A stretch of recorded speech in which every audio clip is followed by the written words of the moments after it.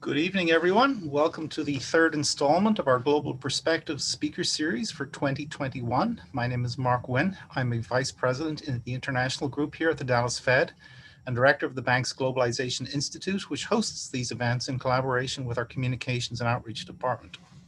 Our guest this evening is Richard Haass, who currently serves as the President of the Council on Foreign Relations, a position he has held since 2003. Richard is a veteran diplomat, a prominent voice on American foreign policy, and an established leader of nonprofit institutions. In 2013, he served as chair of the multi-party negotiations in Northern Ireland, which provided the foundation for the 2014 Stormont House Agreement. For his efforts, he received the 2013 Tipperary International Peace Award. From January 2001 to June 2003, Richard was Director of Policy Planning for the Department of State, where he was a principal advisor to Secretary of State Colin Powell. Confirmed as ambassador, he also served as U.S. coordinator for policy toward the future of Afghanistan and U.S. envoy to the Northern Ireland peace process. From 1981 to 1993, Richard was a special assistant to President George H.W. Bush and senior director for Near East and South Asian affairs for the National Security Council. In 1991, he was awarded the Presidential Citizens Medal for his contributions to U.S. policy during Operations Desert Shield and Desert Storm. He also served in the Departments of State and Defense and was a legislative aide in the US Senate. Richard holds a bachelor's degree from Oberlin College and master's and doctorate degrees from Oxford University, where he was a Rhodes Scholar. He is the author or editor of 15 books, including most recently, The World, A Brief Introduction, which was published last year. Richard will participate in a moderated conversation with Rob Kaplan, who's the current president and CEO of the Dallas Fed. Before joining the Fed, Rob was the Martin Marshall Professor of Management Practice and Senior Associate Dean at Harvard Business School, which he joined in 2005 after a long business career at Goldman Sachs. About 30 minutes into our event this evening, we will be taking audience questions. If you'd like to ask the speakers a live question, please click the raise hand icon on the bottom of the control bar to enter the queue. If you'd prefer to submit a written question, just use the Q&A button to submit your question to the queue. We will try to get to as many questions as possible and also try to address questions in the order in which they are received. We apologize in advance if we do not get to your question. And with that, I will hand the floor over to Rob. All right. Thank you, Mark. And Richard, welcome. We're thrilled to have you here at the Dallas Fed. I think you and I have known each other through mutual friends for the last 30 years. And so it's a real honor to have you at the Dallas Fed. And to be with you, my friend. We're going to dive right into talking a little bit to start about your career leading up to the Council on Foreign Relations. And I want to particularly start with we'll go back in time about 40 years through the bio Mark just went through, and particularly your time at the Department of Defense in 79 and 80 during the Iran hostage crisis. And I'm just curious to start there. That was literally the start of your government career. What was it like to go through that hostage crisis at that time? Well, again, it's good to be with you. Sorry, it's virtual rather than physical, but hopefully that day will come in the not too distant future. Yeah, I was living in Britain doing a postdoc in the late 70s, and I gave a paper at a conference, and there were some people there working at the Pentagon, and one thing led to another, and I ended up at the Pentagon. And I had done my doctorate working on the Persian Gulf, and that essentially the Middle East, greater Middle East. Well, there were two big issues in late 79. One you mentioned was the revolution in Iran, the takeover of the American embassy in Tehran. And the other issue was the Soviet invasion of Afghanistan. And so I found myself as somebody who was in surprising demand, because I had actually studied that part of the world. I was also, one of the first assignments I had working in the Pentagon was to do a review of our special forces capability around the world, which is one of the coolest assignments anyone could ever have. I literally traveled around the world and exercised with a lot of our special forces and went through all sorts of very cool drills and the like. And suddenly it became very real world in terms of the Iran hostage attempt. Obviously, unfortunately, failed and so forth. But it was extraordinary. And I would just sort of say that what's so interesting about a lot of that is, one, we're still struggling with several generations on some of those same issues. Afghanistan, Iran. Just this morning, I was meeting with some senators and congressmen, and those were two of the dominant issues. And for anybody, this was at that moment is when we first really started getting involved in that part of the world. Think about it. What became Central Command, which is now one of our major commands, began as something called the Rapid Deployment Joint Task Force. And the whole idea was to inch our way into that part of the world. And here we are. What now? 40 years later, and this has become a major venue of American national security. And it really has been, if you think about it, it's really shockingly, it is the venue that has dominated American foreign policy now for essentially 30 years. Since you mentioned that I worked for George H.W. Bush. So one of his two greatest crises was the Iraqi invasion of Kuwait. So we have really been, one way or another, focused on this part of the world for 3-4 decades. Now, by the way, you worked at the latter end of the Carter administration, and you talked about how you got in. Did you always know, by the way, you wanted to do public service, or it's a little bit circumstance? Whenever I meet with young people, Rob, I always say, life is sort of what happens to you while you're busy planning it.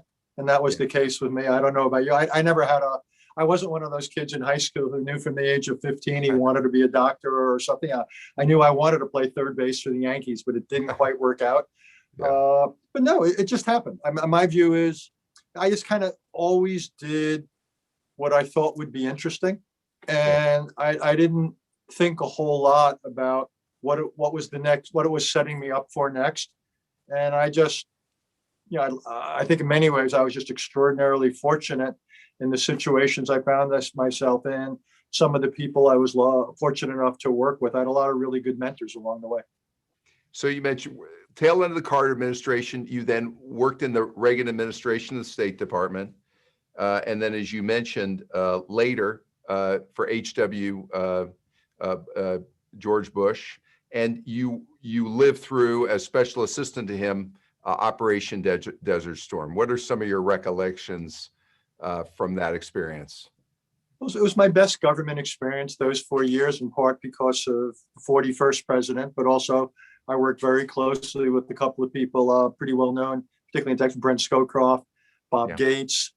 There was a fellow named Dick Cheney, a fellow named Colin Powell. It was kind of an all-star team. And by the way, this week, just saying, a couple of days ago, was the 30th anniversary of the liberation of Kuwait, the end of the war, the end of Operation Desert Storm. Look, there are so many things, but it was, there were lots of nights I remember coming home, and my wife would just become my wife. Part of it was I ended up taking my honeymoon, not with my wife, but I took it with Scowcroft and Bush, which is I'm still paying for 30 years later. But I digress. But there were just a lot of just special moments when you felt you were close to history. Whether it was standing in the well of the Congress when the president was giving a State of the Union, or the speech on the liberation after the war that I had a hand in writing, being with him, visiting the troops, that the fall of 90, just lots of times. And also something I wasn't as involved with, but was peripherally involved with, the end of the Cold War. And what all of it brought home was how personal history is. That there's I don't know your experience, but mine is that there's very little that's inevitable, very little that's baked into the cake. But you realize the individuals who are there, the judgment they bring, the background they bring, that very little has to turn out the way it does. The people really make an enormous difference. And I think then we were, extraordinarily blessed to have a lot of the people we did. I can tell war stories literally and figuratively, for hours about those years. But again, very little success tends to look automatic in retrospect. Didn't look so automatic at the time. So the de-escalation of tensions you just referred to at the end of the Cold War, de-escalations of tensions with the Soviet Union, so much went into that. And as you're pointing out, could have gone a number of different ways. What is any lessons from effectively de-escalating that relationship? I think a lot had to do with President Bush 41's willingness to see things as Gorbachev saw them. And, Gorbachev made, I thought, some enormous mistakes. In a funny sort of way, his mistakes are one of the reasons the Cold War ended when it did and the Soviet Union unraveled when it did. I think his handling of political reform and economic reform, things got out of control. He got the sequencing arguably wrong. But obviously, things move farther and faster than we ever imagined. And Bush was very careful in not doing things that would put Gorbachev in an impossible position to manage these historical forces that were suddenly moving very far and very fast. And if you recall, the president was criticized for his reaction or lack of a reaction when the wall came down on all days. It was 11/9/89. And he was very sensitive to the fact that Gorbachev was a public politician, and he needed to manage the political currents inside then still the Soviet Union. And I think he had it right. And what's interesting, if you look at the rise of Putin and how Russia subsequently has moved to the quote unquote right, I think it proves or reinforces that the president's instincts were right, that there were powerful forces in that country that could come to the surface. And in some ways we're paying for the fact that they ultimately did come to the surface. So I'm gonna bounce around, given your years of experience, different countries, and I'm gonna talk about different leaders. But let's start with you, where we were just talking, the Soviet Union, now Russia, and now with the leadership of Vladimir Putin for the last number of years. How would you characterize the issues you're concerned about today vis-a-vis the U.S. and Russia? And then I'm going to ask you about other countries after this one. Look, Russia's still a force to be reckoned with. The good news is the United States and Russia just extended their principal nuclear arms control agreement for 5 years and took that off the table. But it's a reminder that Russia still has this enormous nuclear arsenal. And as good as this agreement is, it doesn't cover certain aspects of technological innovation. Obviously, we just suffered through this enormous, at a minimum, espionage, cyber espionage. It's a reminder of the capacities Russia has there and the lack of restraint. Russia's still occupying big parts of Ukraine, the Crimea, as well as eastern Ukraine. Mr. Putin has tried to assassinate his principal political rival. When that failed, he's now imprisoned him. So it's just a reminder. We're talking about Navalny. Yes, sir. And so this is, I think Mr. Putin gets up every day and sees the United States and what we stand for and the rest in some ways as a threat, Western liberalism to the perpetuation of his rule. So I think he's a force to be reckoned with. And I think it argues, among other things, in the cyber realm, we've got to take certain steps to reduce our vulnerability. It makes the case for the relevance of NATO.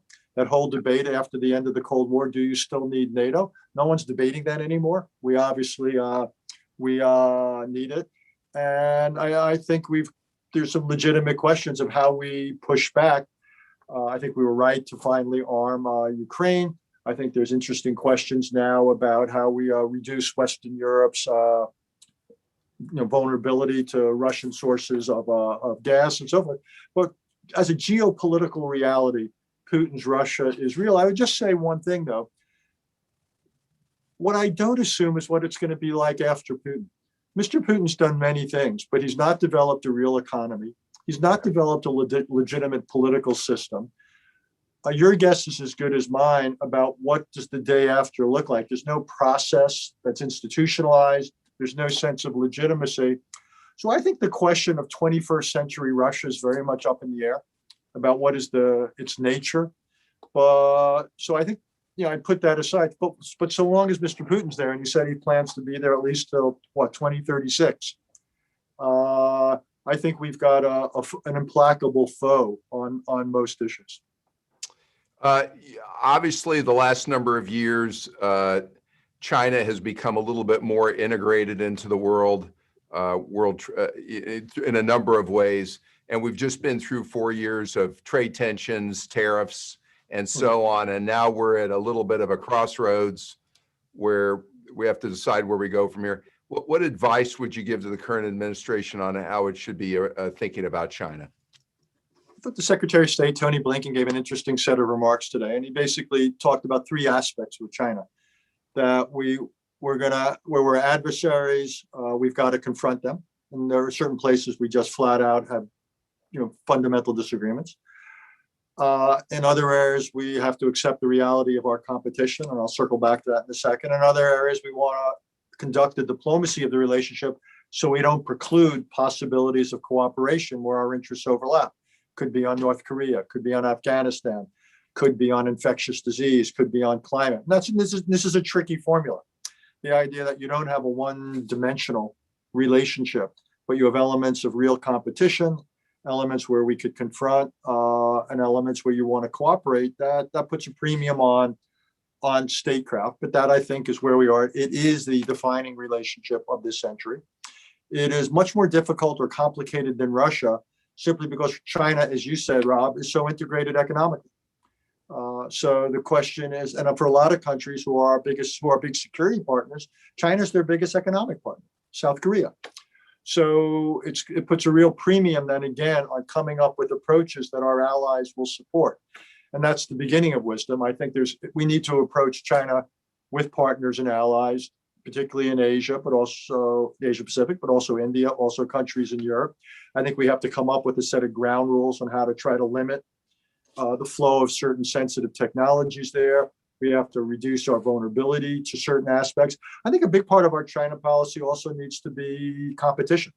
So it's things we do here in terms of basic funding on research, immigration policy, attracting and retaining the best and brightest, infrastructure, schools, how we deal with COVID, the model we set. We're in competition with China. So I think Tony Blinken was right in calling it the principal geopolitical challenge facing the United States. And what's clear is the hopes that we had 2 decades ago, that integration of China into the global economy would somehow lead to a mellowing of China politically and economically, have not come to pass, to say the least. So this is now an open-ended, dynamic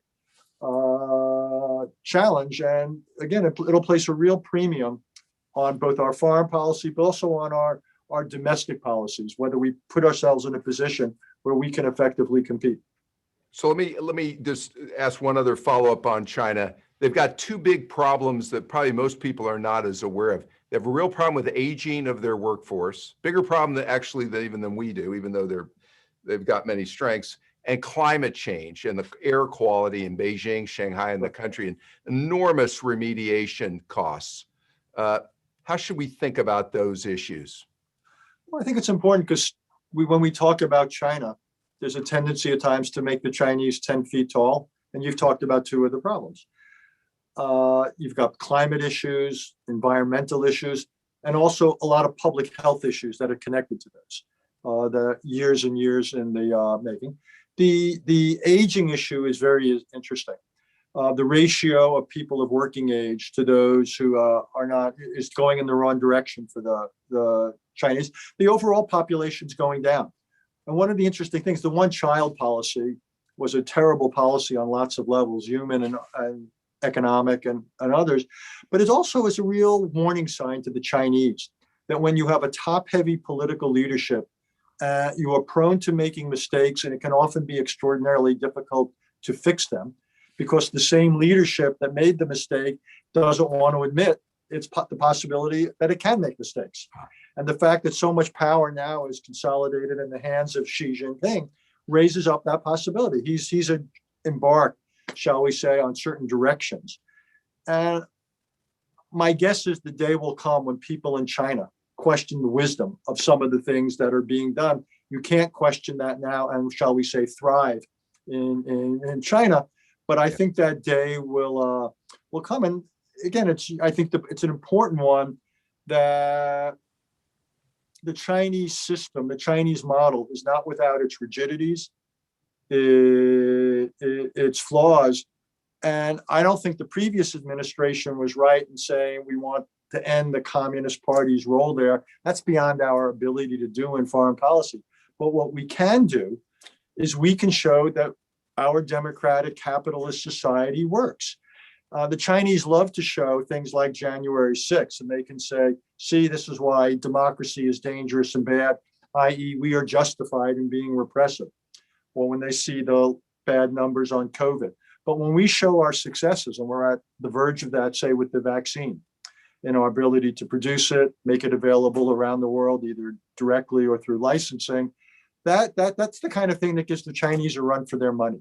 And that to me is an important part of our competition, and it could create pressures on the home front there. So I'm going to sneak in one other question, and there's been so much discussion over the last 5-6 years. The Iran nuclear deal, obviously, was done in the Obama administration. It essentially reversed in the previous administration. What advice would you give to the U.S. government? What should our approach be to the Iran nuclear deal? So let me just claim in the way of background 2 quick points. I thought the agreement was flawed when it was signed, and I thought by the Obama administration negotiated, and I thought the previous administration, Mr. Trump's administration, was wrong to get out unilaterally. So, and I don't think those 2 points are inconsistent. But we, as a famous person said, we are where we are, where we are. I would not get back into the agreement now. I'm not sure it's possible. I think it'll be very hard for the United States and Iran to figure out the sequencing and steps to get back. I think there's all sorts of sanctions which have been introduced, which have nothing to do with the nuclear agreement. They have to do with terrorism, human rights, regional behavior. I'm not sure the United States and China can come to a agreement on that. I would say right now, the best thing we could do is probably reach a set of understandings with Iran. Sometimes you can have diplomacy by formal agreement. Sometimes, though, it's actually more practical to have understandings, what we used to call arms control without agreements. And this could be that Iran could understand that if it were to do certain things, it would certain penalties would come its way. If it were not to do certain things, maybe certain selective sanctions relief would come its way, certain benefits. But I would simply say I think it's essential that Iran be stopped on the nuclear advance side. If you think the Middle East is bad now, imagine how bad it would be if countries felt the need to intervene militarily to stop Iran. Or if Iran were to get nuclear weapons, then other countries would either have to defer to it, Iran would become more aggressive, or a lot of countries like Saudi Arabia or Turkey or Egypt might wake up and say, we need nuclear weapons of our own. That is not a scenario we would want to see. So my own preference at this point would be to try to reach a set of informal understandings that could be worked out with Iran. And I think in a funny sort of way, it might be easier for both this government and for the Iranian government to live with arrangements than it would be to formally sign on to them. Okay. So there's been a lot of discussion over the last 4 years about global institutions, World Health Organization, NATO, World Trade Organizations, and there's been different approaches. Obviously, we saw one approach in the previous administration. We're likely to see a more integrated approach in the next. What would your comment be on how we should think about these global institutions and how should the U.S. be approaching them? It's the right question. Look, I said before that China, I agreed with Tony Blinken, that China is the principal geopolitical challenge of the moment. I think the gap between global challenges and global arrangements is the other great foreign policy, national security challenge of the moment. In every realm you can think of, global health, in the cyber domain, in proliferation, climate change, you name it. That in every one of these situations, the global challenge has outpaced global willingness and ability to come together to meet the challenge. And as we've learned on 9/11, as we learn with climate change, the fires, the floods, the storms, as we're learning with COVID-19, these oceans that surround this country are not moats. What happens out there comes here. We are affected by these global challenges. Globalization, in that case, is a reality. The question of how we respond, that's the policy debate, and that's a legitimate debate. But we can't deny globalization. That's simply a fact of life. But in every one of these cases, as I said, there's a gap. I don't think, though, the answer in any of these cases is going to be to create something that looks like the United Nations General Assembly, 192 countries coming together to solve the problem. I think there's going to be two big differences. We're going to have much smaller numbers of countries coming together. It might be 5, 10, 15, the critical countries who really matter and who are like-minded. And in some cases, some of the entities in the room may not be countries at all.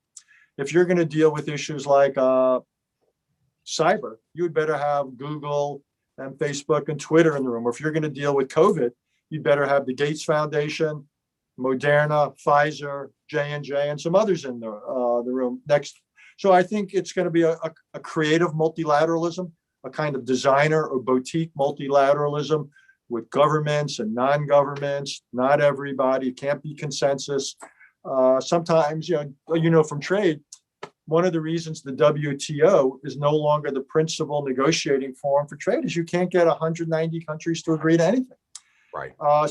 So where trade now moves forward in terms of negotiations is groupings of 2, 3, 10. That's the way you move the needle on multilateralism. All right. So we know you worked at Brookings for a number of years, then you went back to the U.S. State Department, and then in 2003, you became head of the Council on Foreign Relations. You've been doing that now for the last 17 years. So let's take the opportunity here. Tell people a little bit about, you and I have talked about it. We were talking before we got on here. How big is the Council on Foreign Relations? What are your activities, events? Give a little thumbnail description of it just for the audience. Well, thanks for asking. It's a big year for us. This is our 100th anniversary this year.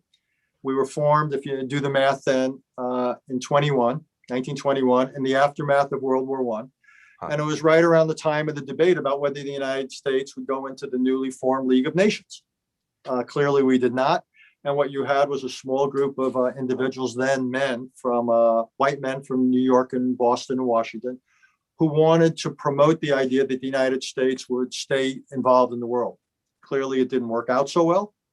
We became isolationist, but the institution was born.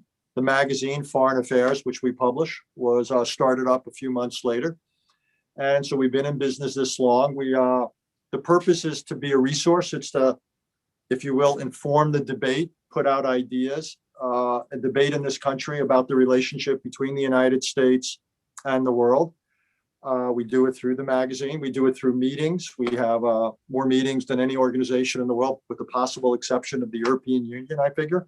But we probably meet one way or another close to 1,000 times a year, on and off the record. We've got about 5,000 members scattered around all 50 states, including quite a few in Texas. One of our board members, Bill McRaven, is a neighbor down there. We have our studies. We have a think tank. We've got about 75 fellows churning out books and articles. Got 2 websites.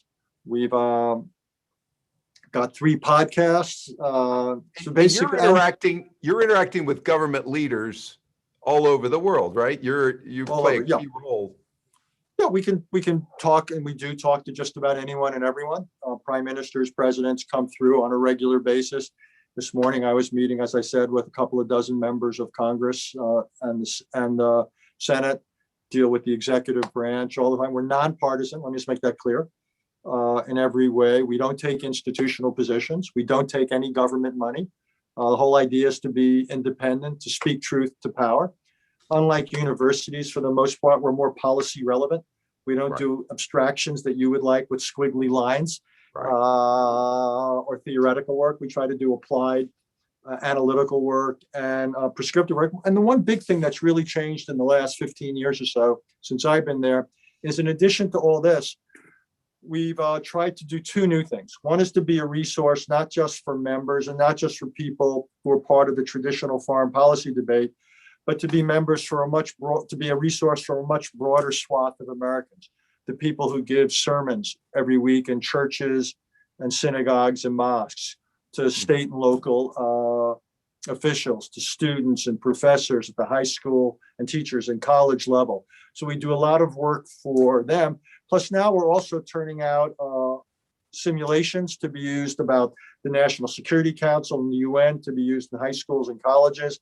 It's now become mandatory at West Point for every student. And we have an entire curriculum online. We call it World 101. And the whole idea is you would go online and either as a teacher or as a student, and it gives you the basics and then some of what it is to be literate about the world we live in. So as you sit here in this seat, what's the biggest problem the world faces, and more importantly, the United States faces, that gives you some angst, keeps you up at night? Well, two we've spoken about. One is the revival of great power rivalry. All that talk of the end of history 30 years ago, it doesn't look so hot right now. Second of all, it's the gap between global challenges and global responses. Yeah. Thirdly, which we haven't talked, is us. You know, the last 75 years have been a remarkable run in history, really remarkable. We haven't had a great power conflict. Cold War stayed cold.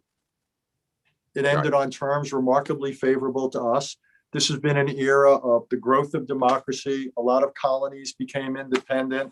The average human being lives an extra 10, 15 years, some cases longer. Wealth has gone up astronomically over the last 75 years. Billions of people have moved out of poverty. But a big part of all of this was the United States took the lead. We were heavily involved. We were what I like to call, Rob, we were the architect, the principal architect, and the general contractor of a lot of what went on in the world. And the question going forward is, are we willing and able to continue to play that role? Given all of our domestic challenges, given our domestic divisions, are we willing and able to play that role? And I don't have the answer to that, but I'm concerned that without us, things will deteriorate out there. And if things deteriorate out there, those bad things are going to come here. So for me, the biggest challenge right now, and I never thought I'd say this, may not be China, may not be climate. It may be our willingness and ability to play a significant role in the world in galvanizing collective responses to these challenges. And I think that is in doubt in some ways for the first time in my lifetime. In your book, your most recent book, you've written a number of books. I think you've written 12 books and you're working on the 13th, I understand right now, The World, A Brief History. What was your purpose in writing that book? And tell us a little bit about that. Well, the reason I wrote The World, the subtitle's A Brief Introduction, is my concern was that we're living at a moment where the world matters as never before, for the reasons you and I have been talking about. And too many Americans, either because they weren't studying these issues or weren't exposed to them, didn't understand that. And that I worried that they would not be then able to fulfill what Mr. Jefferson called being an informed citizen. The bias would be towards isolationism because they wouldn't see why the world mattered, why America's involvement in the world mattered. And I thought that would be really bad, not just for the world, but for ourselves. Right. And what really led me to do it is you can graduate from virtually any college campus, any college in the country or university. And while the courses are offered, they're really required almost nowhere. And so, and most high schools courses about the world are not even offered. They've gotten squeezed out. So the reason I wrote this primer is I wanted this conversation to happen. And then I wanted to provide something so students, but also people of any age could, in one single 300-page book, not written for experts, but written for just generalists, people could get a grounding, could get a foundation in what was going on in the world, why it mattered, get the history they needed, understand the basic challenges, and so forth. And that would put them in a position to, as a citizen, hold their elected representatives to account, make better investment decisions, business decisions, career decisions. This was my modest or maybe immodest effort to help people do that. All right, that's great. Okay, let's shift gears here. Mark Wynn, we're gonna go ahead and take some questions from the audience, live questions, and fire away. So just a reminder to everybody in the audience, if you want to ask a live question, just click on the raise hand icon on the control bar and we will add you to the queue. And while we're waiting for live, oh gosh, we got one already. So Jason later. Jason, go ahead and ask your question. Thanks. Hey, my question was in regards to China. You mentioned one possible area of cooperation might be North Korea, but would they really in the end ever help us in North Korea? Because I think they see it as a leverage point or a bargaining chip, and if they ever use that, then it's gone. It's a really good question. Uh, there was a moment in the Cold War, it became one of those cynical jokes that we wonks tell. And it was attributed to various Frenchmen, but one saying that he loved Germany so much, he was glad there were two of them. And I think that's basically the way China looks at Korea, that they like the fact that the peninsula is divided. They worry that if it were ever unified, it would be with Seoul as its capital in the American strategic orbit. And what that means is there's a limit to the amount of pressure China would ever be willing to put on North Korea, because they can't, from their point of view, risk bringing it down, even though China has tremendous leverage if it sought to use it, since something like 90% of North Korea's trade goes in and out through China. But on the other hand, China has to be careful. If North Korea is allowed to keep its nuclear weapons, if it continues to grow its missile force and its nuclear force, if its conventional armaments don't come down, it will have a real impact on the region, not just on American alliance relationships, but potentially on Japanese rearmament, particularly against the backdrop of China challenging Japan on disputed islands and the rest. So I think the break on China's support for North Korea is it doesn't want a war, and it doesn't want other countries in the region to think they've got to match North Korea. So China's a little bit caught. It doesn't want, it's trying to find almost a Goldilocks policy where it puts enough pressure on North Korea so things don't get out of hand, but it won't put so much pressure on North Korea to bring it down. So at most, and I think you're onto something here, it's a limited partner of the United States, probably with the emphasis on the word limited rather than the word partner. Thank you. Thanks, Jason. Next question is from the queue, from Les Demon. Many see China's control of business and related institutions as an existential threat to Western-style free market economics. Do you agree? And if so, what can be done about this? Well, I don't think it's an existential threat to us. I think if there's any existential threats to us, it's us. But China's a serious competitor, and they've got a model with heavy state involvement, particularly in new technologies. The hopes 10 or 15 or 20 years ago that China would gradually dial down the state involvement in these large enterprises. That hope has not been borne out. It's become very directed. You've got massive public investment. So that to me is just a competitive reality we face. So I would say we've got a different model. We don't want to mimic China and be as top down. I do think, though, we want to have more federal funds made available for basic research, since American corporations tend to do more applied work. So I think we ought to be funding basic. But I like the fact that Silicon Valley and what we've seen in biotech coming out of Boston and other areas, what you've got down in places like Austin, I like our creative base in the United States. I like the way our venture sector. I like where we are with high tech. I like both bio and IT. So I feel comfortable, and then we ought to take advantage of our other strengths, things like immigration. That China doesn't have immigration. We have enormous immigration. We ought to attract again and keep the most talent. It's one of the look who's on the roster of our Fortune 500 companies. A lot of them are first generation or second generation immigrants.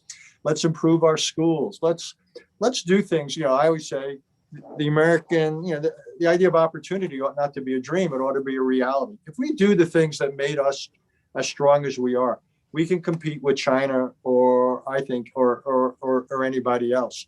And the limits, Rob was getting at it before. I think there's certain limits to the Chinese model. So I'm not worried about a one-on-one competition there. Thank you. Next live question is from Lisa or Liza Mark. Liza, go ahead and ask your question. Hi, this is Lisa Mark. Thank you very much for your remarks. It was very insightful.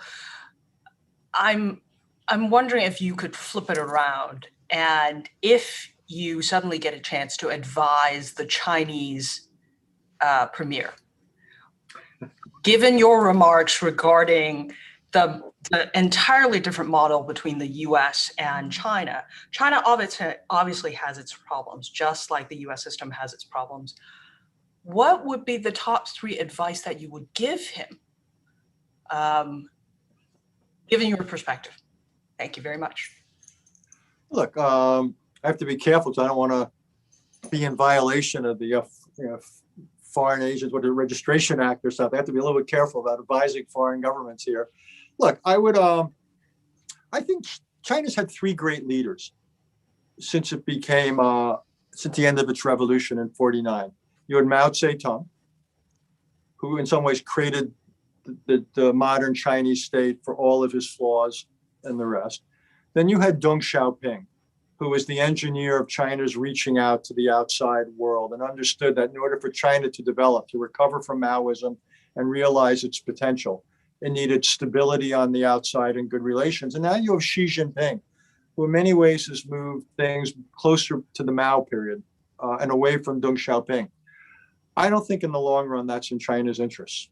I think China will do better for its people if it has greater stability on the outside, and if it is more open internally. I think it will unleash much greater dynamism. But I think China right now has become very rigid at home, much more assertive, to use a gentle word, in its foreign policy, and it's quite top-heavy in its decision making. So my own view would be China would be better served if it moved back in the direction of the Deng Xiaoping era of Chinese leadership, rather than in a period of such consolidated leadership. Needless to say, Xi Jinping disagrees with me. By definition, he has consolidated enormous power in his hands, but we'll see how that plays out historically. And I would just say that history raises questions about the potential brittleness and the propensity for making mistakes and not being able to self-correct of countries that consolidate power to this degree. Thank you. Next question is from the queue, from audience member Dale. Why was the United States involved in the Middle East in the first place? The United States got involved in the Middle East really originally for reasons to do with energy and oil, the discovery of oil. And this goes back to the middle of the 20th century. Then obviously the birth of Israel had a powerful political and emotional pull. And then over the years, it's other issues, those 2 issues, promoting Israel's security, promoting a peace process, concerns about access to energy, the free flow of energy, prices being reasonable. More recently, concerns about terrorism, concerns about proliferation.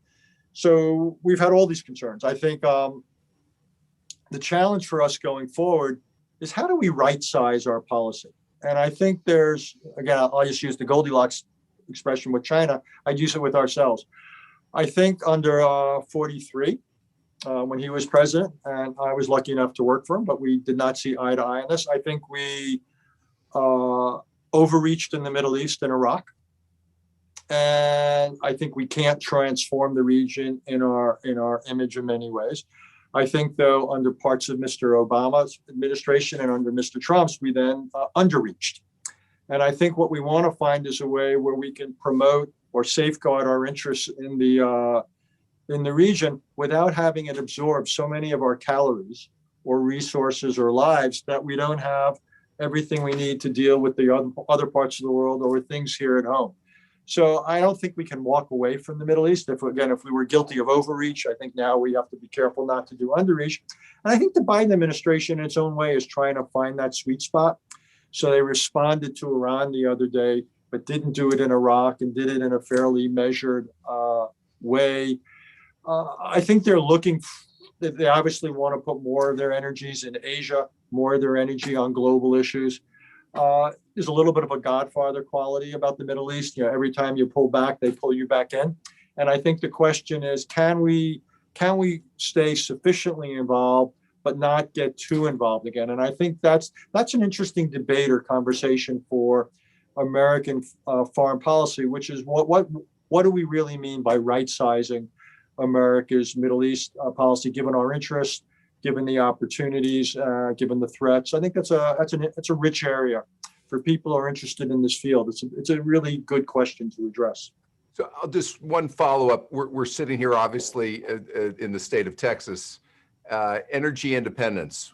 After many years, the U.S. over the last few years has actually achieved fossil fuel energy independence.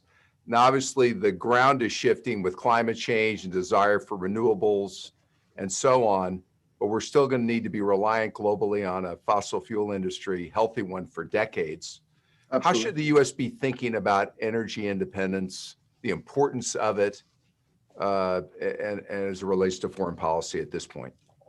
Yeah, I probably wouldn't use the word, Rob, independence. I think we have energy self-sufficiency here. Mm-hmm. We're not independent because we still import millions of barrels a day, and given the mix of crude and so forth. And second of all, as you know better than I do, energy still literally and figuratively fuels the world economy. It's still going to be fossil fuel heavy for the next couple of decades. And our economy depends so heavily on the global economy. So that's just a fact of life. I think we want to look at efficiencies.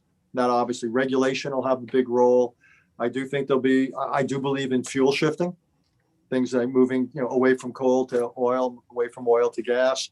I do believe in renewables. I'm excited about technology. So all this is real. And I think ultimately all of this may have more to do with climate change than what happens in Paris around the negotiating table. I've never been a believer, a little bit consistent with what we were talking about before, that there's going to be some big multilateral negotiation that's going to quote unquote solve climate for us. I think it's more likely to happen originally through national policies. And then I think one of the interesting debates is going to be whether trade policy and climate policy come together. And for example, whether in certain trade blocks, we would say, if you want to export into this block, we're going to look at what kind of energy and how much of it you use to produce this item you want to sell to us. And whether you begin to have certain types of tariffs and the like introduced in order to encourage certain energy behaviors. So I think that debate is going to come. But I think what you said is a point that's so overlooked, that even though we ought to be fuel shifting, and even though we ought to be looking at regulation and the rest to increase energy efficiencies, for the next several decades, we've still got the reality of fossil fuels playing a really large role. China's spreading it around the world with coal, India, obviously. And a really interesting question then is, how do we get some of these countries, which still have a lot of development to do, how do we get them to choose responsible energy paths to do it? And I think that's again, almost a little bit like the conversation we're having about drugs in the world with COVID and the rest. How do we make technologies available for a lot of these countries so they can take paths that we want? And we're going to have this conversation with licensing of COVID vaccines to make them available around the world. And I think over time, we're going to have it with green technologies. How do we make green technologies more available for the Indias and others so they can grow, but grow in a way that's responsible for all of us? Mark, back to you. Just a reminder, if you want to ask a live question, click on the raise hand icon. I'll take another question from the queue. This is from Kent Weimer. The new face of terrorism is more about cyber attacks and the possibility of disrupting critical systems. Can you speak to that threat and our possible responses? Yeah, I can, but I'm not, I don't claim to be an expert, but I think we have to be careful about the word attack. What Russia seems to have done over the last year and a half, it's not clear to me whether that was quote unquote an attack or espionage. And there's a difference, because espionage is nothing new. We do it, others do it. And if it was espionage, then I would say, why did we make it so easy on them? And why didn't we discover it sooner? If it's the placing of malware, for example, there were reports just this week that China was placing malware in the Indian electricity grid. That's something different. That is an attack. And whether it's activated now or later. And that's something that I believe cannot be allowed to happen. And we don't want a world necessarily where everyone is placing malware in everyone else's grids. Because when you think about it, cyber has the potential to be a weapon of mass destruction. If cyber is used to interfere with the operation of nuclear plants or water systems electricity systems that feed hospitals and the rest. Cyber could have extraordinary consequences. And one of the things that worries me is there's really no equivalent of arms control. Cyber's the Wild West. We got a lot of people out there with weapons. There's not much in the way of sheriff. And unlike the nuclear stuff where we have arms control, also in many ways with nuclear, you know who's doing stuff. We can attribute it. With cyber, we don't have the mechanisms for attribution, excuse me. And if you can't attribute, it's very hard then to deter. It's very hard then to respond. So I worry in this area about the gap between the technology and any sort of rules of the road or any sort of what we wonks would call a regime. And that to me is one of the frightening areas, given how central cyber is to the functioning of societies and economies and militaries. I worry about this space where we are, to be perfectly honest. So another question from the queue. We recently lost one of the greatest American statesmen of the 20th century, George Shultz. Is there anybody coming up who can fill his shoes? He was one of the greats, and I was lucky enough to work with him for several years when I was at the State Department. And he was a member of the Council on Foreign Relations. He was actually our oldest living member when he passed away a few weeks ago, and was one of the more extraordinary, intellectually curious people I'd ever been fortunate enough to deal with over the course of the last, for me, I guess it was 40 years. So very, very lucky.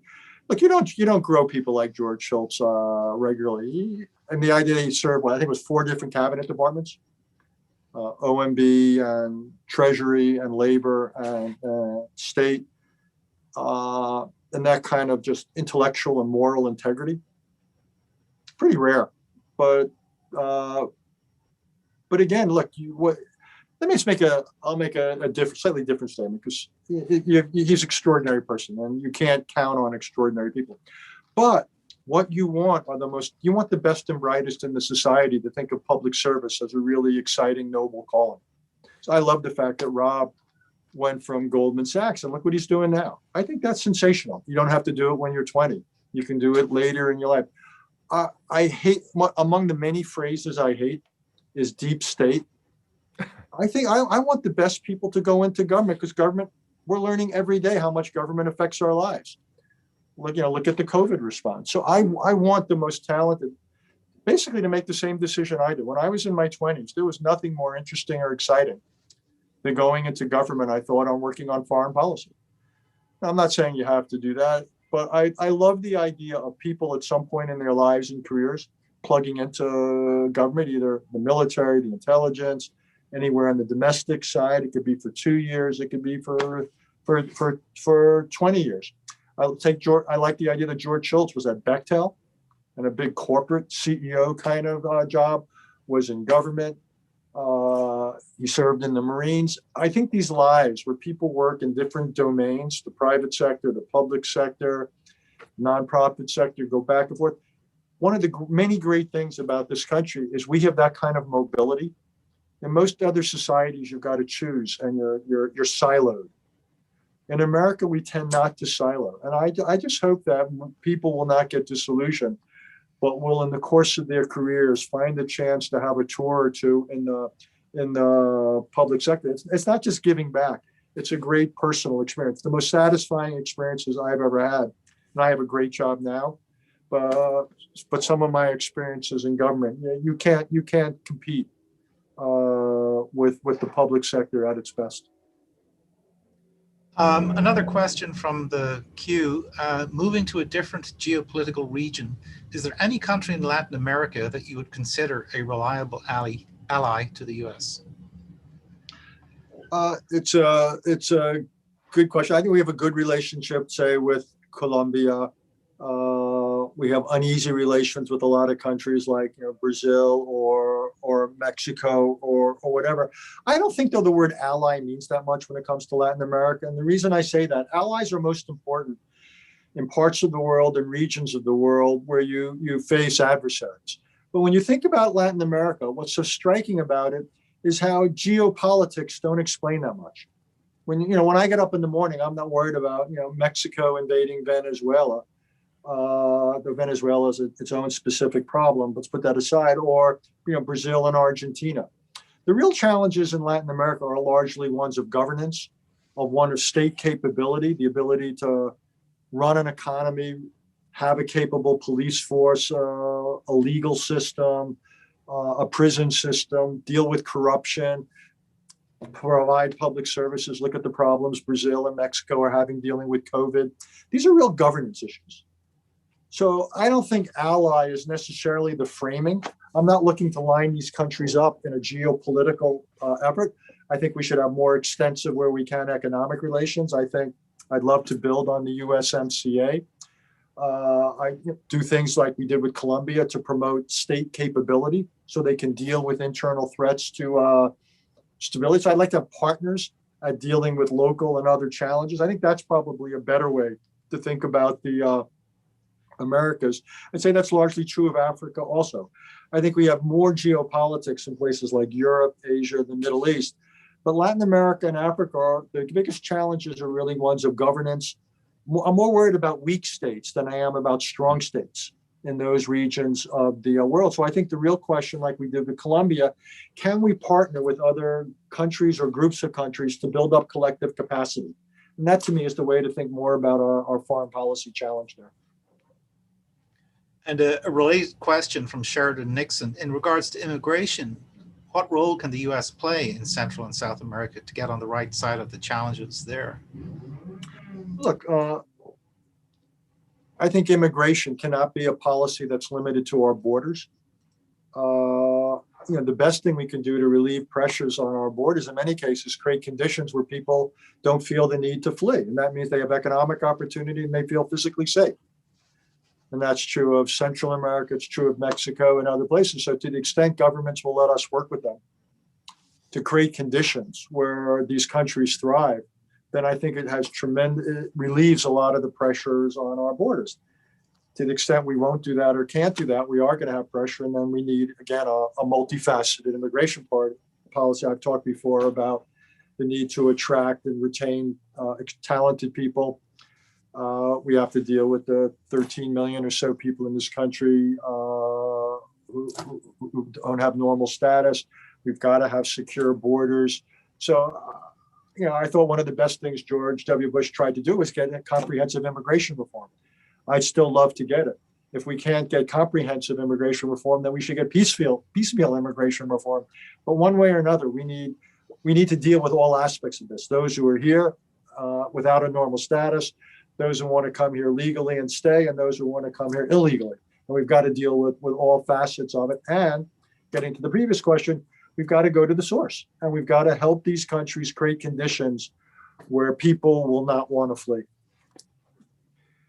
I'm sensitive that time has flown by and we've got a few minutes left. Let me ask you one final question. You've worked in the public, you've worked for the government, you've worked in academia as a professor, you've written a number of books, you now run a very large and important nonprofit.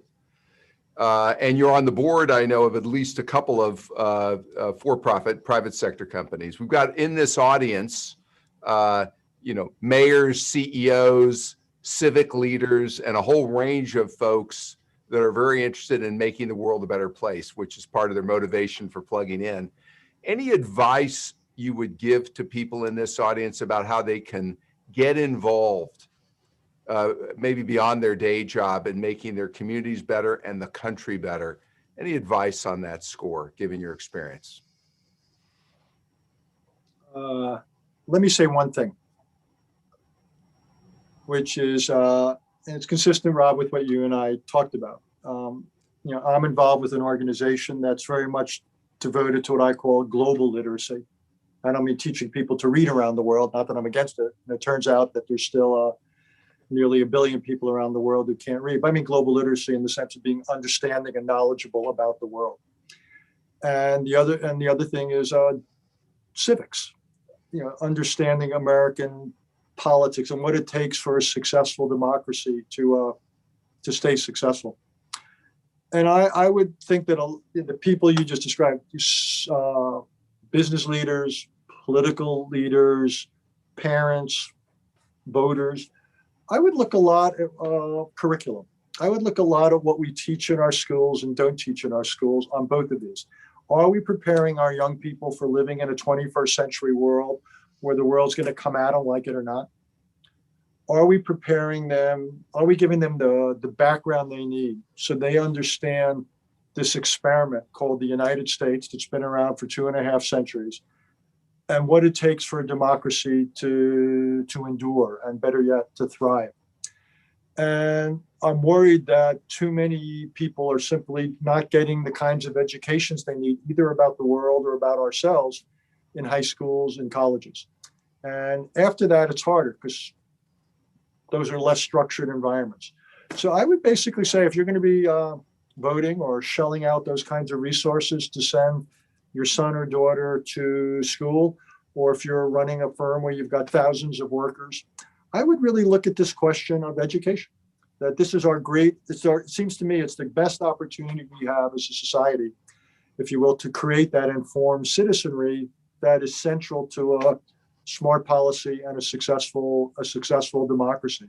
And I would hope people would get involved with that. Look at what the colleges are requiring, look at what your kids are taking or not, look at what high schools are offering or requiring, see what you're offering your workers in terms of exposure to these issues. But I think we've all got to essentially get much more involved in education in this by way of coming to attractions. I know you're working on a book right now on civics. So let me just ask you to say a word or two about why you're writing that book and how it relates to what you just said. Look, I spent the last 40-odd years dealing with what you and I have talked about for the last 60 minutes. Russia, Soviet Union, China, Iran, North Korea. This is what I do. And then increasingly, I came to the conclusion that we could deal with all those challenges and climate change and everything else if we had our own house in order. And then increasingly, I've come to the conclusion that the greatest threat to our ability to succeed in the world, and if we don't succeed, it will come back here and affect us, is the fact that our house isn't in order. Inequality is too great. Our politics are not functional.